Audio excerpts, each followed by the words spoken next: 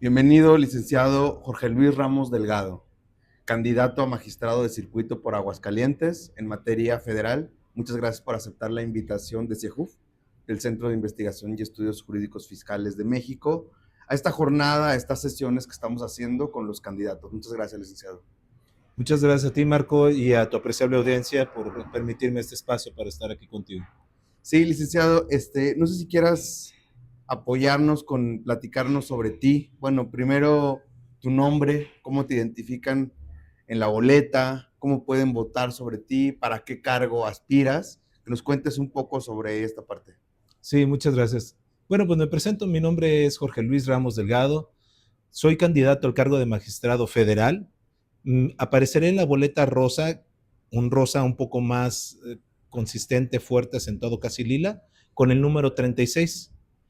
Y pues bien, esta cuestión de la elección judicial es una oportunidad única para hacer esto diferente.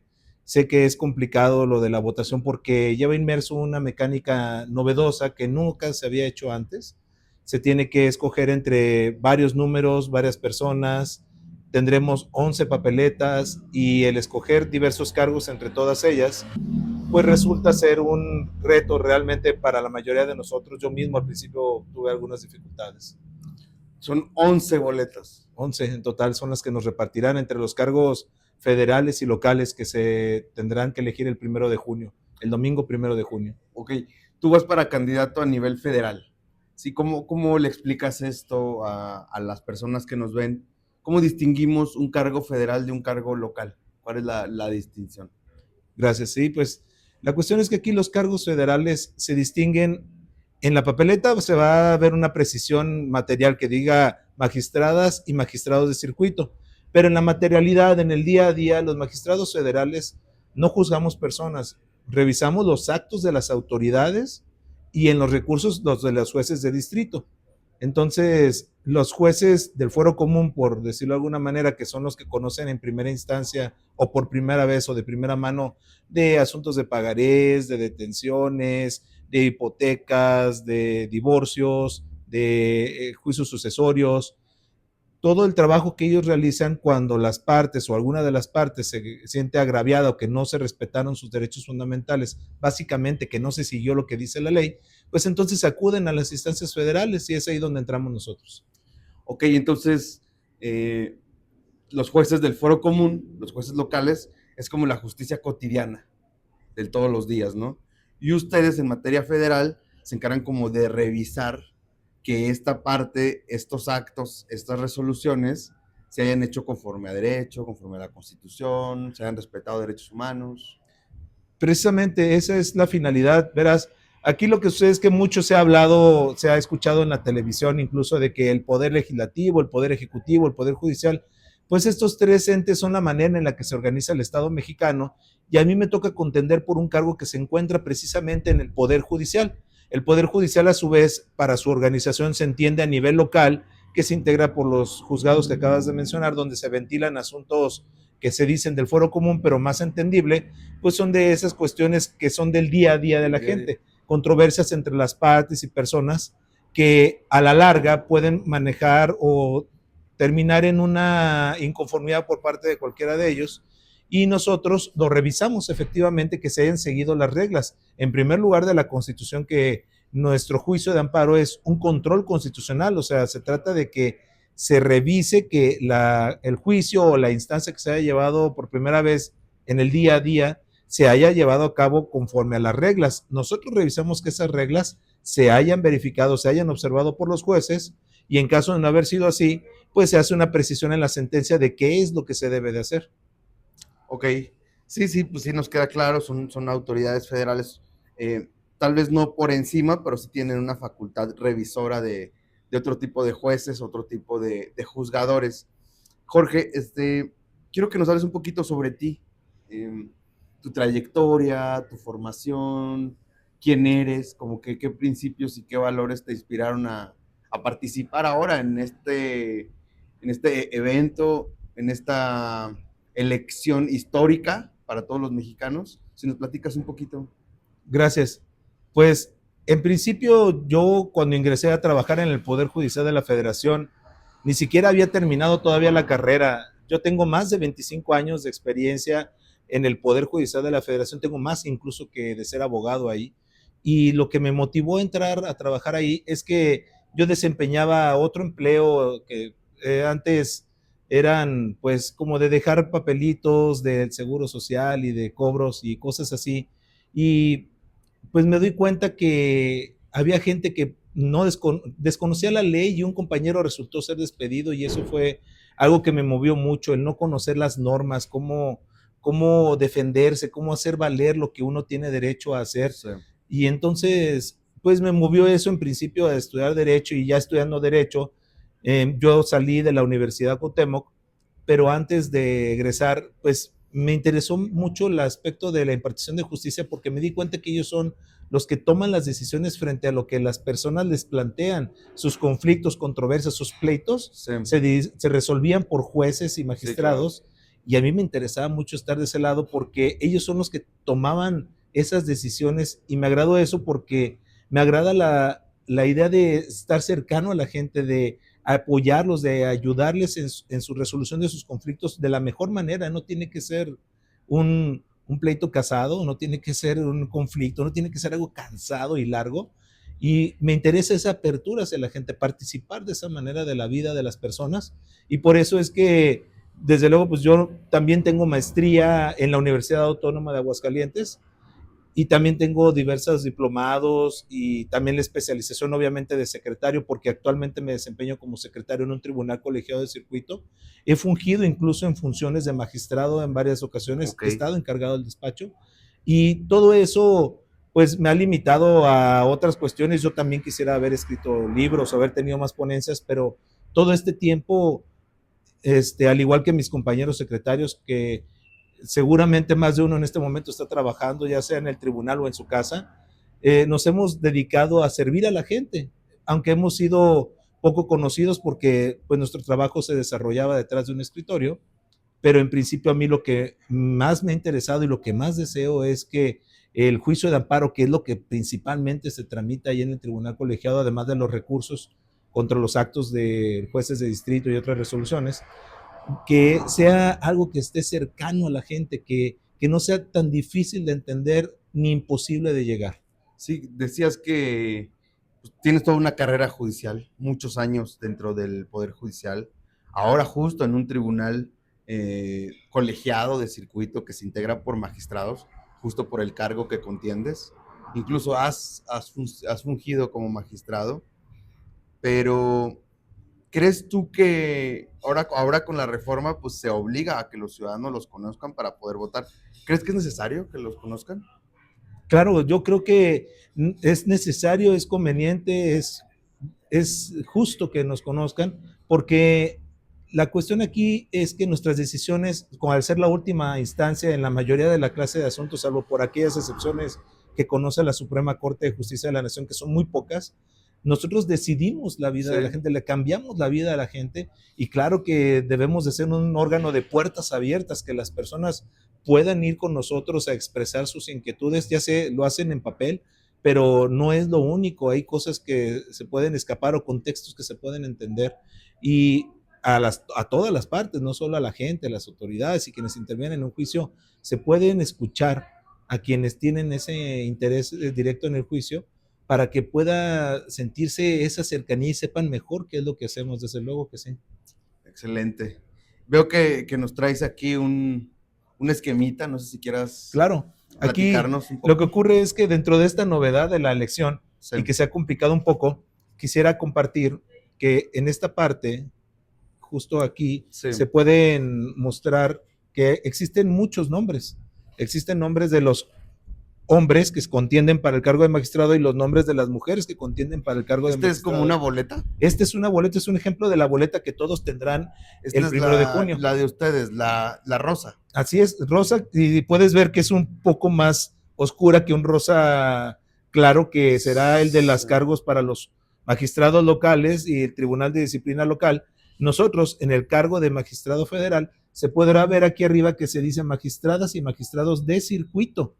¿Por qué? Porque los magistrados del Supremo Tribunal de Justicia son solamente aquí del Estado, y aunque en el caso de Aguascalientes el Estado y el circuito comprenden la misma extensión territorial, o sea, el Estado de Aguascalientes, existen otras entidades del país donde es distinto, pero la forma aquí, como van a votar, se distinguirá aquí magistradas y magistrados de circuito, y en el caso del Estado de Aguascalientes, pues serán magistrados del Supremo Tribunal de Justicia o del Tribunal de Disciplina.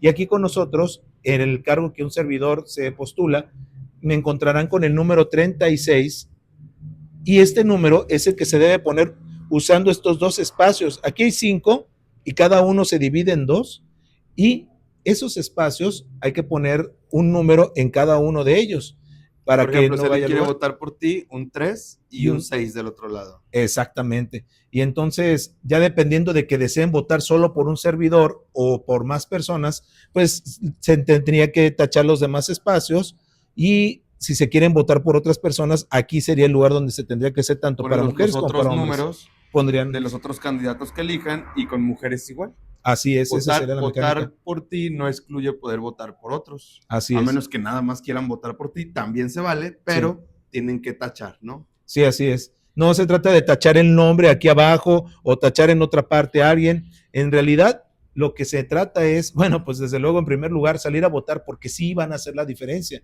Y al votar, hacerlo bien, poner los números en estos espacios, y así se podrá lograr. Son menos mujeres. Son menos mujeres las que se postularon y que fueron aceptadas para aparecer finalmente en las boletas después de los distintos filtros que hubieron. Okay. Hay postulaciones por el Poder Ejecutivo, por el Poder Judicial, por el Poder Legislativo, y de también, que están en funciones. Sí. PL. Poder Legislativo. Poder Legislativo. F. Es que están en funciones. ¿Ejecutivo Federal o no? No, EF es que están en funciones. Actualmente es magistrado. Así es. Y cuando dice PE es del Poder Ejecutivo. En el caso de un servidor, soy postulado por el Poder Judicial de la Federación, puesto que esta fue la parte en la que yo resulté seleccionado, PJ. Y me podrán encontrar como PJ. Las palabras PJ, EF o PL no se tendrán que poner aquí arriba, no son relevantes para la votación. Lo que es relevante es que pongan el número 36 en este espacio, y así se pueda validar su intención de voto, en este caso por un servidor. Sí, y comentaban también otros candidatos que habían participado con nosotros que ya hay posibilidad de hacer como simulacro. Sí, claro, existe en la página del INE, en INE.com.mx, ahí se puede ver un programa que se llama Conóceles, y hay un simulador de votación que es bastante útil. No les toma más de 5 minutos entrar a él y poder hacer la práctica, donde verán precisamente esta boleta y podrán hacer la práctica de poner el número de su preferencia aquí. En mi caso de un servidor, el número 36, buscando esta boleta, la rosa oscura o más fuerte, casi lila, en el cargo de magistrados y magistradas de circuito. Sí, veo que ya viéndolo así en físico, es distinto de las otras elecciones a las que estamos acostumbrados. Que antes era tachar el partido o el nombre del candidato, aquí es poner el número, pero no lo veo complicado, ¿eh? Sí, a la larga. No lo veo complicado, lo veo aquí, vienen los nombres, viene el número, tú pones los números por los que quieras votar. O sea, no, ¿sí? No lo veo, sonaba más complicado, ¿no? Bueno, aquí la dificultad está en que habrán muchas papeletas, y uno tendrá que tener presentes muchos nombres y muchos números, y por eso es que en el caso nos esforzamos en poder establecer, en mi caso, que el número que me correspondió a mí fue el 36. De hecho, nosotros no escogimos ni los números, ni los colores de las papeletas, ni nada.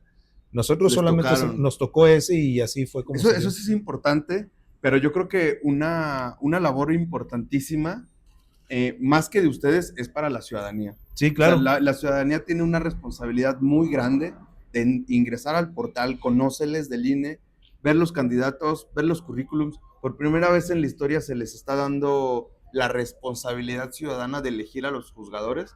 Pues es responsabilidad de nosotros como ciudadanos conocer a todos, verlos a todos, y qué bueno que para identificarlos, ustedes en la campaña hagan énfasis en los colores y en el nombre. Qué bueno que hagan eso, porque yo digo, oye, ¿sabes qué? Yo quiero votar por el licenciado, o quiero votar por la licenciada, o por otro licenciado, y ya, o sea, recuerdo su nombre, por qué quise votar por él, qué hizo que me identificara con él de todas las entrevistas, las visitas que hacen, pero se me graba el número, ¿no? Entonces ya a la hora de votar es más fácil.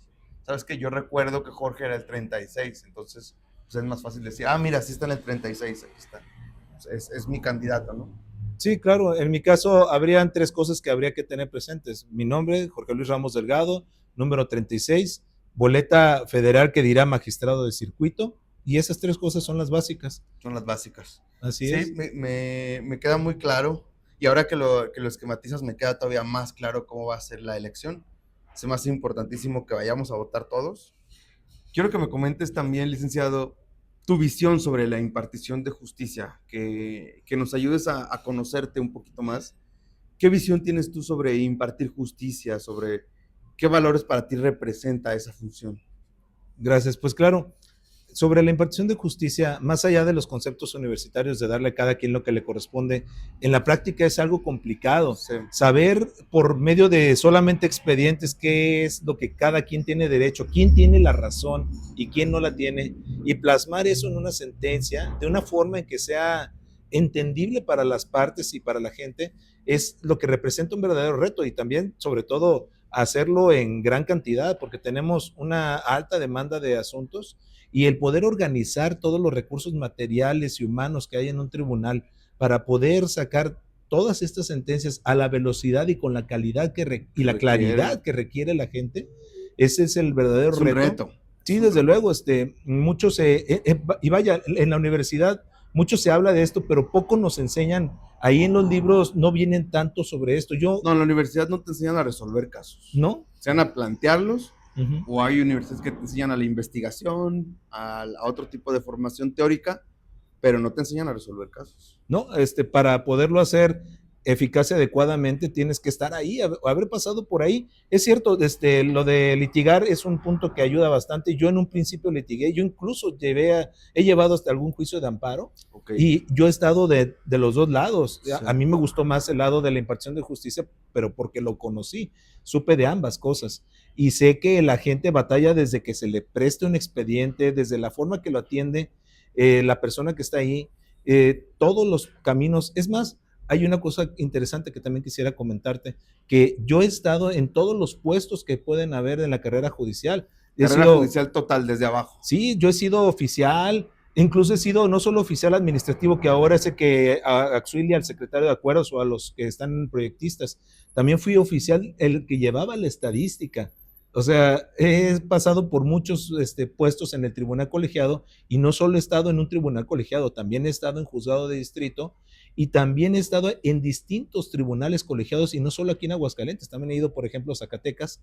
Entonces, he tenido muchos jefes, he tenido muchos compañeros, he estado en muchos órganos. De hecho, me tocó llegar a una ocasión a un tribunal colegiado auxiliar que se creó para auxiliar, ayudar a los que ya son establecidos y de número, para abatir el rezago. Es decir, a mí me tocó ya conocer qué medidas se implementaron, pues para sacar los asuntos con la mejor calidad posible y la mayor cantidad también, y sí, entendibles, porque creo que este es un reto actualmente, que existen demasiados asuntos, y no solamente sacarlos por sacarlos, tienes que ponderar pues también el desgaste que le produces a tu personal. Creo que es algo de lo que casi nadie ha hablado, que la gente que trabaja ahí en el tribunal también cuenta, en los juzgados de distrito, vaya. También son personas. Sí, son personas que son humanos, que tienen necesidades, tienen familias, tienen enfermedades, tienen cosas, y también desde luego nos debemos a la gente que tiene esas necesidades, y peores aún porque tuvieron que ir a un juicio muy largo y luego ir a que nosotros se los revisemos, y entonces compaginar eso y la presión de las autoridades, y que su actuar no quede tampoco pues tirado a la basura con alguna mala concesión del amparo o con alguna resolución indebida.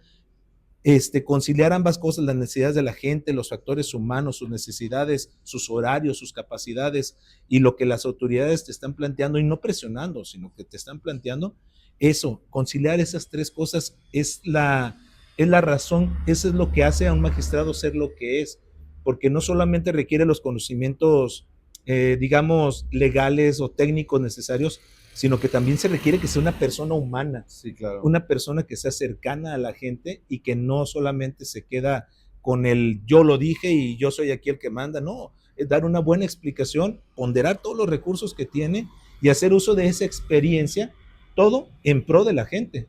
Sí, me quedo pensando con lo que dices, más interesante. Esa parte de que tienes una carrera y una experiencia también haciendo sentencias, resolviendo ya asuntos. Tienes la experiencia, lo has hecho. ¿Cómo, en qué te basas tú o qué elementos ves para resolver un caso? Para decir, no es un papel más, es una persona, pero no solo es una persona, sino que también están involucrados pues, atrás de la persona los derechos de la persona, que a veces son sociales o colectivos, a veces son hasta medioambientales. Y atrás de eso hay un fin que tenemos que perseguir todos. ¿Cómo tomas en cuenta tú elementos en un caso para resolver y que sea tu visión de justicia? ¿Cómo lo tomas en cuenta? ¿Qué revisas? Gracias. Pues antes que nada, debo decirte, hay expedientes que son muy vastos, muy grandes, Sí, y tenemos que revisar todas las constancias, sí. tenemos que conocer todo lo que ocurrió en ese expediente. Dicho sea de paso, pues tantos años que yo tengo ahí haciendo todo eso, yo me lastimé la mano y recientemente me operaron de ahí. Estoy tratando de rehabilitarme de ella por completo, porque yo me la he pasado todo ese tiempo revisando constancias, agarrando expedientes. Nosotros no nos basamos nada más así, vamos a ver la pura demanda y ya. No, No. aquí hay todo un trabajo desde que llega el asunto al tribunal. Digo, cabe también mencionar que son importantes desde el que recibe la demanda como el que firma la sentencia. Tiene todo un camino en el tribunal y nosotros revisamos todo el camino que ha recorrido desde que se presentó la demanda, no solo con nosotros, desde la primera instancia, desde la primera manifestación que hicieron las partes, vemos todo lo que ocurrió. ¿Para qué?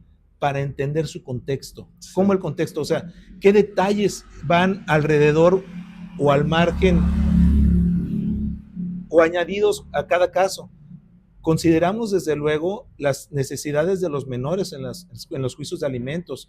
Consideramos las circunstancias de las mujeres y su discriminación posible en los feminicidios. Consideramos las circunstancias ambientales en los juicios que tenemos que se relacionan con esto. Consideramos las circunstancias sociales que desde luego se plasman ahí en el expediente, en todos los asuntos donde se reclaman cuestiones como incluso de pensiones de alimenticias o jubilatorias. Consideramos todos los contextos y sobre todo una cosa muy importante, hacemos uso de nuestra experiencia. ¿Cómo es eso? Pues sí, si ya hemos tenido varios asuntos donde hay distintos tipos de pensionados que acuden pidiendo que se haga un correcto ajuste, están inconformes con la pensión que se les está pagando, pues nosotros ya somos conocedores de, no es la primera vez que tenemos un asunto de pensiones, buscamos los precedentes, las jurisprudencias, comparamos su reclamo con el que ha hecho otras personas, cómo han resuelto la sala, cómo han resuelto las autoridades administrativas y jurisdiccionales, y teniendo todo eso presente, es que se emite la sentencia. A veces en la sentencia, pues no podemos poner todo lo que está presente porque quedarían auténticos Sí. libros. El reto es Pero hacer ustedes eso. lo toman en cuenta. Mientras más información tienes, más puedes conformar ese contexto del que hablas, ¿no? ¿Sí? Mientras más información te vayas llegando, puedes generar mejor ese contexto, ¿no? Sí, desde luego, cuando tenemos más información y sobre todo tenemos experiencia, Ok. sabemos, este asunto ya ha llegado así, en este asunto ya hay incluso suplencia de la deficiencia de la queja. En este asunto, por ejemplo, tenemos que considerar el interés superior del menor, porque aunque no nos lo aleguen, nosotros vemos que si un niño o niña o adolescente puede resultar afectado con lo que se está resolviendo, lo tenemos presente que lo que vamos a resolver puede afectarlo, aunque nadie nos lo diga, aunque ni siquiera lo hayan mencionado las partes. Requiere que tengamos presente no solo lo que viene en la ley, sino también la jurisprudencia, que son las interpretaciones que han hecho otros tribunales o el nuestro o la Suprema Corte. Requiere que tengamos presente la doctrina, requiere que tengamos presente hasta cuestiones de sentido común, porque el 14 de la Constitución así lo establece, incluso que no, cuando a falta de la ley o de alguna disposición específica no se pueda resolver tal asunto, vamos a acudir a esas otras fuentes. Sí. No vamos a decir, pues esto no se puede resolver porque no hay un libro que nos diga cómo. No, eso se resuelve porque se resuelve, y desde luego que lo hacemos pensando en la gente. Y por eso es que una de las cosas que a mí más me interesan es que en lo subsecuente, pues seamos un tribunal de puertas abiertas, de cercanía con la gente, que puedan acudir con nosotros y no que parezca como que todo esto debe estar en el sigilo. De hecho, hay otra cosa que me gustaría agregar, que la gente tiene a su alcance la impartición de justicia federal de forma gratuita. ¿Cómo es esto? No se cobra por nuestros servicios e incluso si quisieran promover un juicio de amparo y no saben cómo, existe un instituto de asesoría y defensoría pública federal, donde ahí, desde luego, pues si va un alto potentado donde van a decir, oye, no, este servicio es para gente que no tiene recursos. Esas personas de escasos recursos pueden ir ahí y gratuitamente se les va a atender. Entonces, pues es maravilloso. Esto no es algo nuevo y no es algo que se vaya a implantar ni por nosotros, no depende de nosotros. Pero sí, cuando llega alguien con nosotros y nos pida una explicación de su asunto Sí. y para no favorecerlos indebidamente o ser arbitrarios, nosotros le vamos a decir, oye, aquí puedes acudir a esta institución que sirve para eso, Que es gratuita. que es gratuita, le decimos en dónde se queda ubicada y así no se queda la gente ni en la desatención, ni en la ignorancia de lo que se está resolviendo, qué es lo que puede hacer y podemos hacer algo verdaderamente por la gente. Sí, de hecho, la gratuidad de la función judicial, de los servicios judiciales, es un derecho humano, ¿no? La gratuidad. Y qué bueno que lo comente el licenciado para que la ciudadanía lo conozca, ¿no? O sea, se sienta, yo creo que es importante que con este nuevo proceso, esta nueva integración del Poder Judicial, las personas se sientan cercanas al Poder Judicial, ¿no? Sientan que es su Poder Judicial y no un Poder Judicial de los abogados. Correcto, sí. El Poder Judicial de la Federación, en el caso de un servidor, yo me voy a deber a la gente. De hecho, ahorita lo hago. Yo me debo a la gente y la cuestión es que la gente no sienta que es algo inaccesible o inentendible. Parte de mis planes, pues, es de que las sentencias sean más breves, más concisas, que no tengan tantos datos que, pues, ya puedan ser conocidos, por ejemplo, por las partes, que tengan una mejor estructuración y que sepan, por ejemplo, la gente que nosotros no somos presa de ninguna clase de presión política, porque hacemos que nuestras sentencias sean claras, las sesiones son públicas, Sí. e incluso cuando están por resolverse asuntos de inconstitucionalidad de leyes, se publican una semana antes cómo es la propuesta de resolución de ese asunto. Con eso garantizamos que no hay ningún grado de, o no lo habrá ningún grado de corrupción al resolver, porque la gente ya de antemano sabe cómo se va a resolver ese asunto. Es más, incluso en los asuntos que se sobreseen, nosotros no queremos desecharlos y tirarlos prácticamente y quitarnos trabajo de encima, no. Previamente a que salga una resolución de sobreseimiento, se le da a conocer a la gente cuál es esa razón por la que se va a sobreseer su asunto, por la que no se va a resolver como hubiera querido. Se lo decimos anticipadamente. ¿Y por qué? Por la claridad. ¿Por qué? Para que sepan que no hay ningún interés oscuro detrás de todo esto. Es una forma de garantizar nuestra independencia, que somos ajenos a las presiones, y si a eso le sumamos la capacidad y la experiencia que ya tenemos y el correcto manejo de los recursos, pues tienen todo un contexto rico de elementos para asegurarse de que, por ejemplo, en el caso de un servidor que cuento con todos esos elementos, pues se brindará una justicia como la que merece la gente. Ok, sí. Me saltan algunas preguntas que quiero ahondar un poquito Claro, desde luego. en los temas. Primero, esta es una visión personal. Yo siento que está avanzando la sociedad, no nada más en México, sino a nivel mundial, de forma global, hacia una concepción más colectiva y más social del derecho. No se ve tanto ya tan individual como se veía antes. Por ejemplo, hay casos aquí en Aguascalientes donde está en juego el medio ambiente o intereses particulares de explotación libre de mi propiedad, ¿no? Entonces, se tiene que ir modulando y se tiene que ir avanzando hacia una satisfacción de derechos más plural, más colectiva, más social.